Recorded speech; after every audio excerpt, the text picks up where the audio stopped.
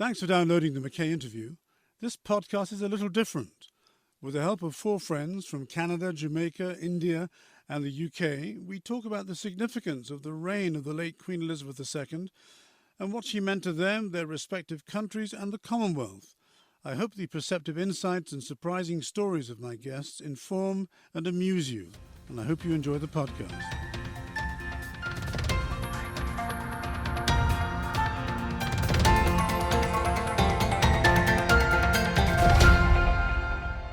Hello everyone. She reigned longer than any other British monarch, 71 years. Only Queen Victoria and King George III had, before her, reigned for longer. She reigned over 14 realms, sovereign states, apart from the UK, and was head of the Commonwealth. Two of those realms, other than the UK, are represented here today, Canada and Jamaica. And we'll hear from one point of view from the subcontinent.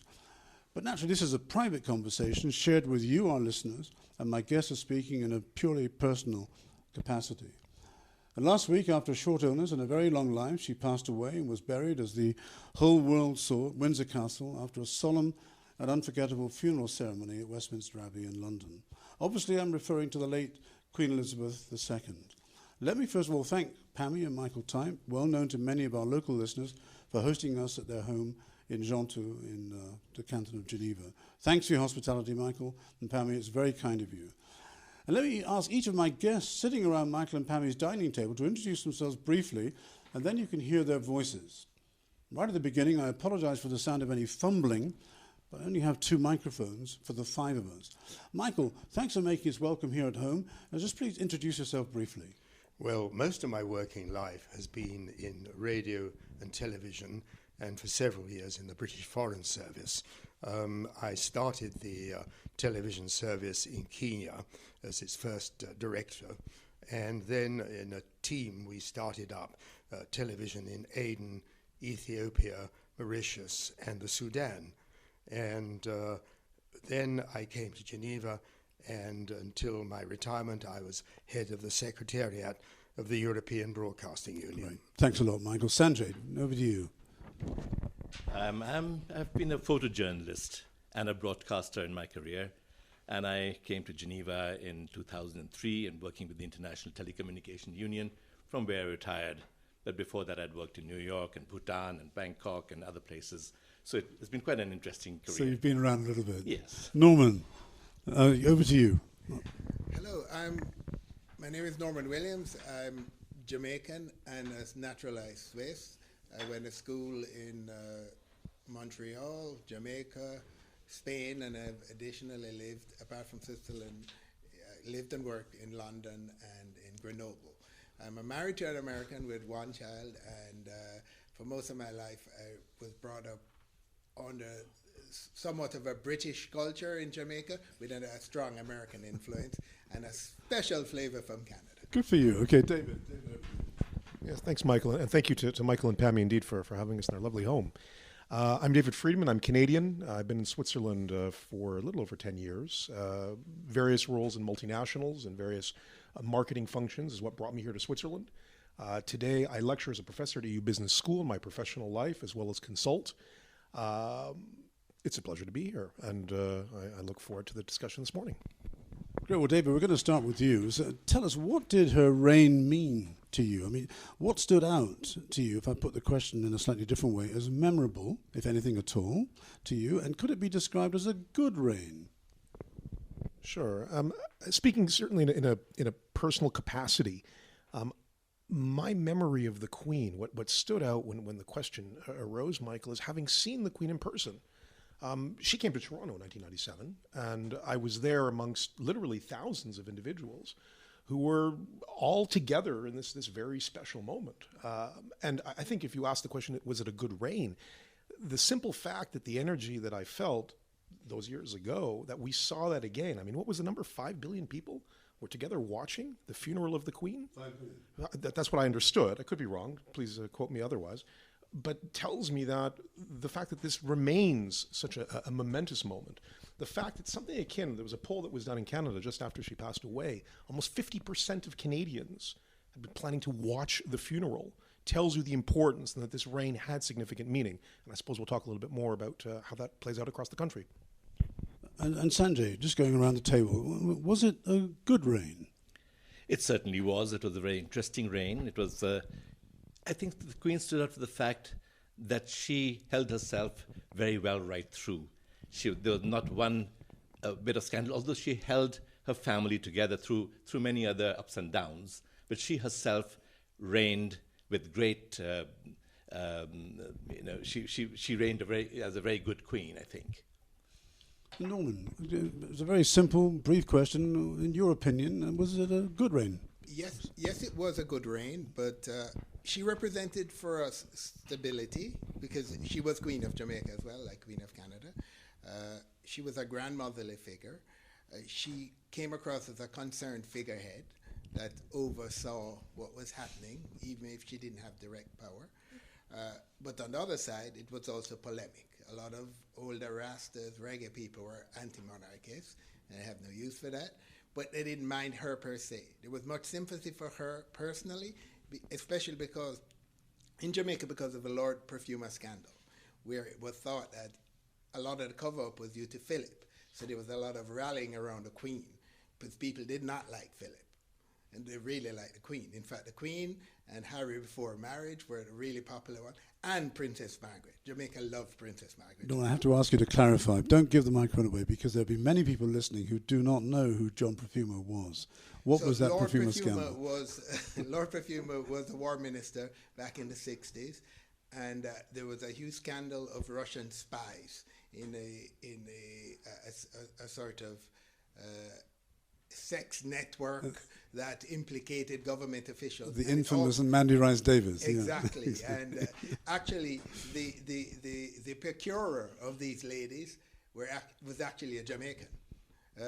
Lucky Gordon, who went to school with my uncle. So I think the Jamaicans had an inside track, so they knew a lot of what the cover-up was. So there was a lot of sympathy for the Queen. I think it's time to pass the microphone to Michael Tivey, who's ever there. Michael, tell me, what was memorable? Because you have a long memory. I won't ask you how old you are, but I think you may even go back before the Queen's father, but to another reign. And could it be described as a good reign? Well, in my 91 years, 91 years. I think it's been a very good reign. But like all people who are heads of state and queens and kings and so on, there are always ups and downs. I mean, if you think back over the years, she came to the throne when she was a very young person, but then during her time, there have been the problems in Northern Ireland, there have been family problems, but overall, she has been an iconic figure, and she is a symbol of stability during the time she has been queen.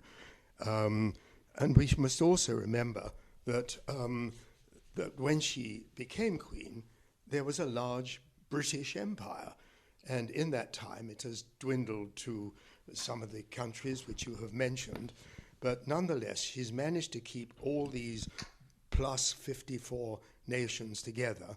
And I think the Commonwealth will still survive without being either a monarch of several of them, like Canada and Australia and New Zealand, but there will be a combine of all the colonies. Okay. So don't go too far, Michael, because you're sort of jumping into my next question. But maybe it's a bit unfair. But I'm going to come to you first on this one, David. If you had to divide her reign into segments, after all, 71 years is a long time, a very long time. What would those segments or periods of time be in your perception, and why? Yeah, I mean, I would certainly look at the period that would have led up to, at least for the Canadian context, in 1982. Why do I give that year out? Because that's the year that our Constitution was repatriated back to Canada. And so that represented a continuity, I think as Michael said, of tradition, but at the same time represented a new direction, a new definition of the role of monarchy, although not formally insofar as the monarch, that is to say the Queen and now the King, of course, remains our head of state. So I think one could look at that period. I think if we then continue further, one could speak of, some degree of course, with some of the ups and downs that you had mentioned, Michael, of perhaps a lessening of interest. And it is true that in the case of Canada, the interest or the attachment to the monarchy has been on the decline. And if you look at the numbers, you see that the identification with the monarchy in Canada, and I speak generally here, is typically higher amongst an older generation than a younger. If we then talk about, let's say, different eras, and we talk about, let's say, BQ before Queen and post Queen, if we talk about a new era, I think that's where things will become very interesting indeed. Only because I think now, particularly with some of the views that King Charles has, and I speak here in particular regarding views about our First Nations, I think we're actually on the cusp of a very, very new relationship with the monarchy. Maybe talk about that in a bit further. Sanjay, we turn to you now. I mean, again, long reign. Again, I'm not going to ask you to say publicly how old you are, but there's a lot of silver hair that I can see from where I'm sitting. 71 years. Could you divide that reign into segments? And if you could, what would they be? Well, I'm nearly 70 myself. Okay. So, You're a strip of a lad. But I remember when the Queen came to India, soon after her coronation, she came in 1957, and I went with my parents and my uncle and aunt to the airport to receive her. So, I mean, we had a great sense of, I think the people of India at that time, despite everything that had happened earlier, despite the partition of India and so forth, we still held the Queen in some respect. And then in 1957, that's the time when she came to India. And then later on, the first Commonwealth Heads of Government meeting in India, in Delhi, I did the radio commentary for that. And so that was quite something. And of course, one said very nice things about the Queen. Of course, yeah, of course. So yes, for different sections through the years.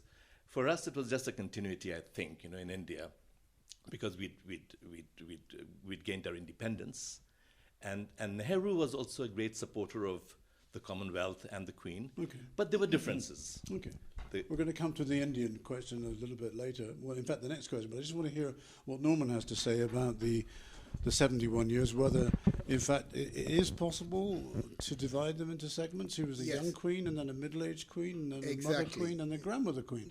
What do you think? What's your perception? Yeah, it's a good question. I would divide it into three segments, which is World War II, the Empire breakup, which when she was a fledgling monarch, and I guess there was a lot of pressure on her at the time, which she navigated well. Then it moved into more like the 60s, 70s, where it was the growth of the Commonwealth emerging from the breakup, as well as Britain's entry into the European Union, European Commission, and the IRA questions in Ireland. So that was a difficult period in itself, but she's, again, navigated that. And then I would say that the third segment was older age. And I think the defining, how should I say, characteristic of that age is managing family woes. There was the tragedy of Diana. There was scandals among the kids. Because you also have to look at the new generation coming. They don't have the same sense as she would have had of, duty and circumspection. Especially the minor royalties. They're there to enjoy life, and sometimes it gets excessive. Right? Okay, Sanjay, let's go back to India again. And let's go a little bit more deeply. Did, in your opinion, the young queen play a significant role in the newly independent Republic of India in the early years of her reign? I mean, she ascended the throne just 4 years after the 47 partition and creation of Pakistan. What was India's attitude towards the UK and monarchy in those early years, and how would you describe it today? Well, I think there was not much difference. I mean, India was independent, and the UK at that point really didn't matter so much, really. And particularly the Queen. I mean, India had relationships, foreign relations with all countries, but the Queen was the government of the United Kingdom ruled in a name, but she was not as important. But Nehru was very fond of even Lord Mountbatten and Edwin, I know, when they were there and afterwards. So there was a connection that stayed on, and he made sure that India, after independence, continued to and built up relationships with the rest of the world. But the Commonwealth, which was set up and was, India became a part of that, there were differences because, as Nehru said in his first interview with the BBC on television when he went for the coronation, he said, look, geography makes a difference. And the view from the Anglo-American view of Asia and India was different from the Indian point of view of how they saw it.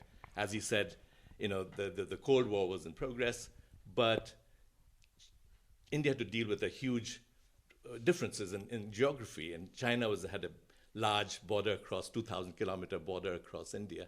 So for them, the view was different, and I think that played a big role in the relationships between India and Britain at that time. Just might be instructive, Sanjay, just briefly for people who don't know the history and the geography, just to explain what India's position was during the Cold War.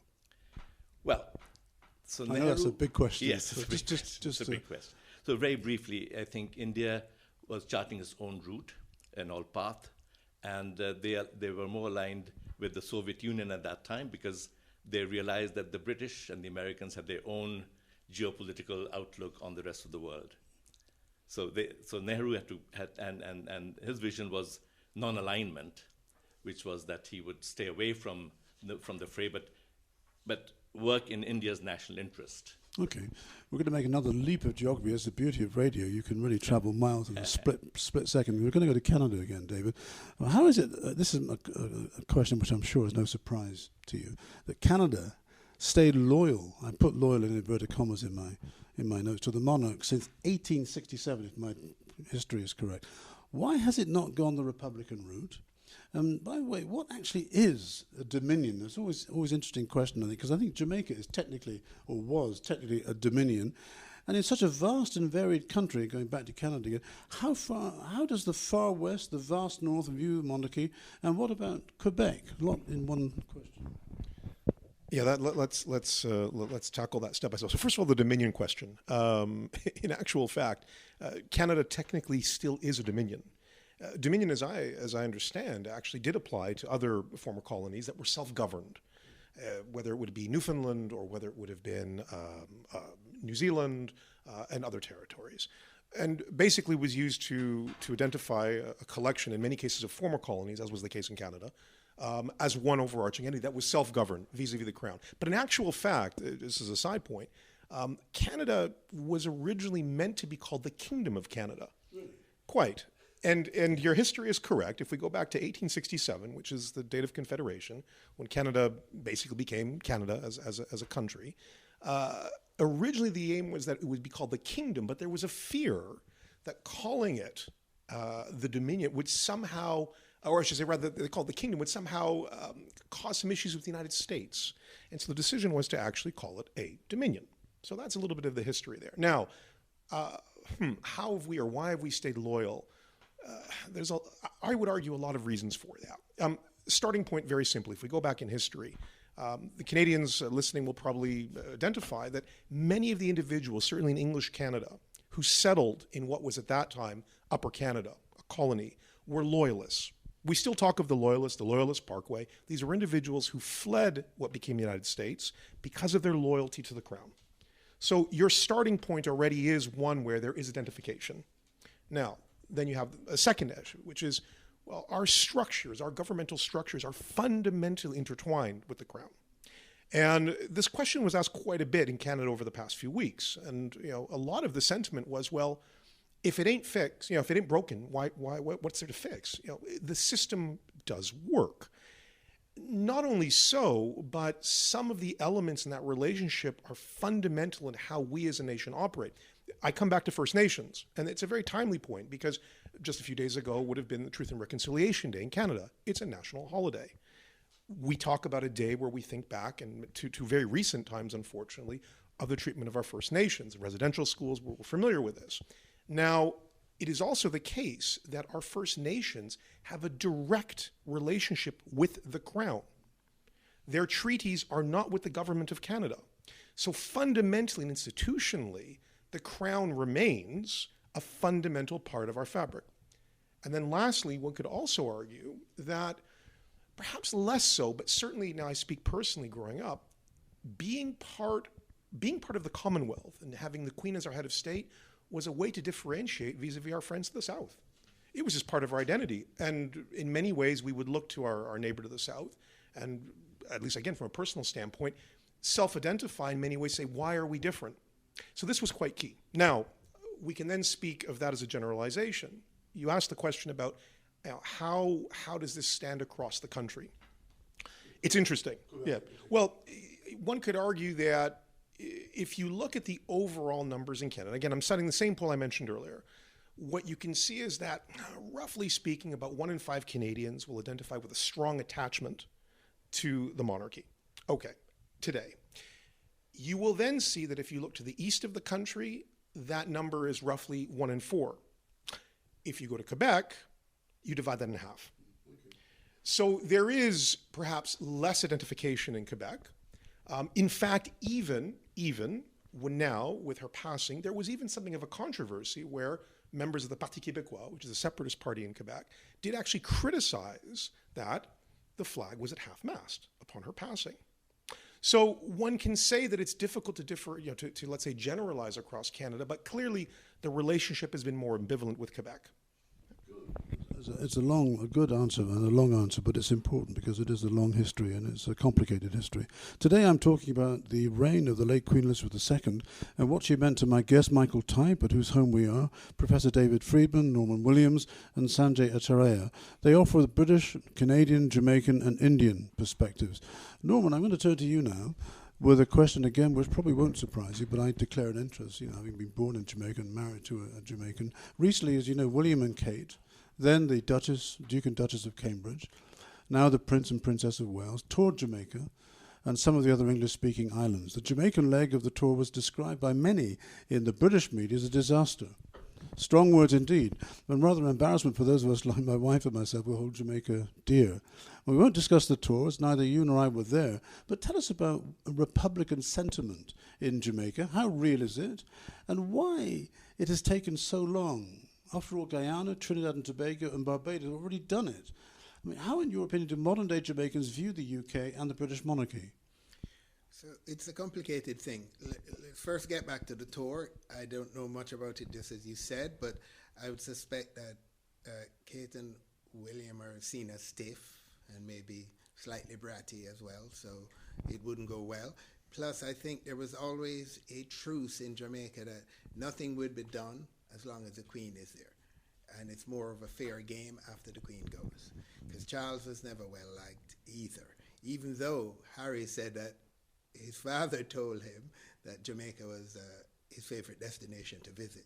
It's very strange. All Jamaica was like surprised by that. But anyway, I think the Republican sentiment is growing. Both political parties are pushing for it. The younger people are more ambivalent or maybe for it. The older people are not. I think the basis of that split comes from the fact that there was an extreme euphoria in Jamaica after 1962 independence that did not materialize the way people are. A lot of people are disappointed.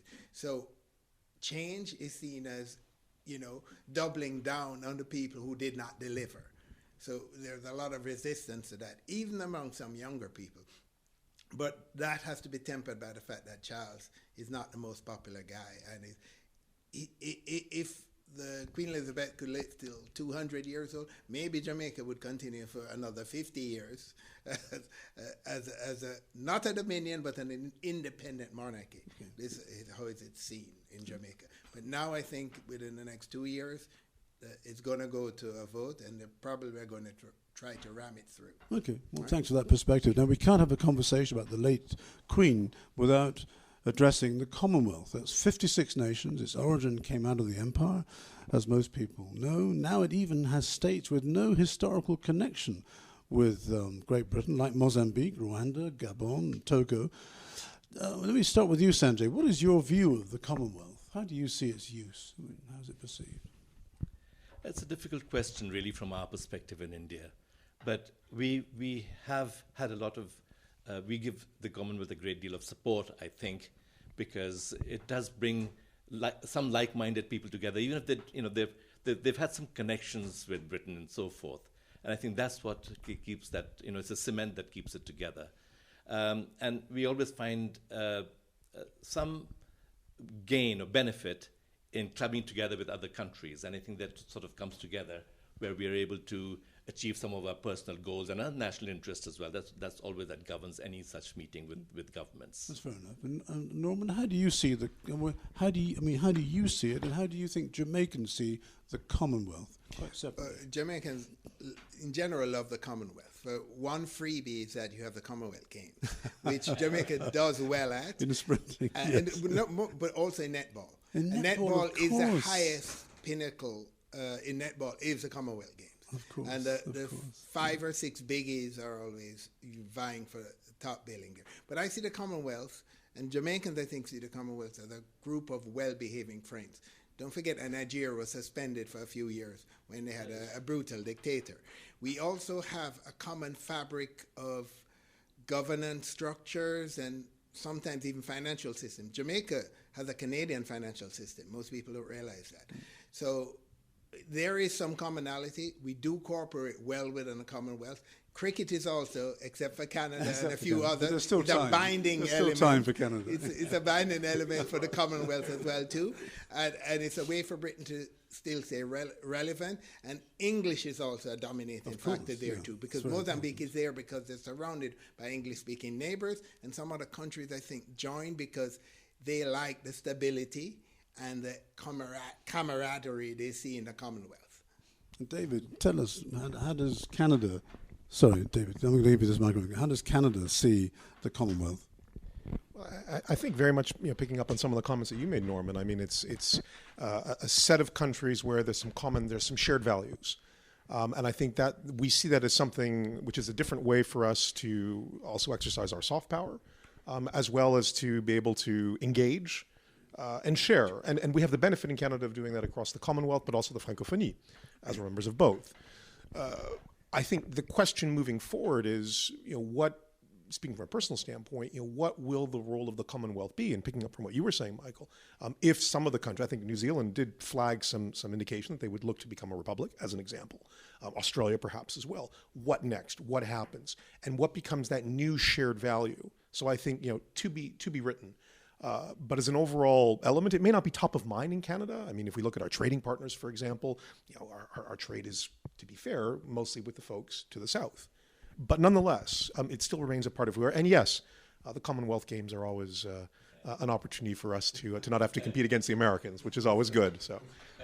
I thought most of the Canadian track team was from Jamaica anyway, but that's another story. Michael, we're at your home. We're going to give you the last word. You're also the Briton. I'm also British, but you've got blonde hair and blue eyes. But tell us, what does the Commonwealth mean to you, Michael Tyne? An enormous amount. Having travelled around many of those countries, what always astonishes me is that it hangs together. And you've mentioned several countries which have had no British link whatsoever. But may I just say a couple of things which I feel about the Queen.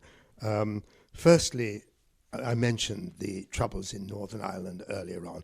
But what we must not forget is that she helped bring those troubles to an end by going to the Republic of Ireland, being certainly at the invitation of the Prime Minister and the President. But it created an enormous amount of goodwill. And then one human nature, she started the walkabout.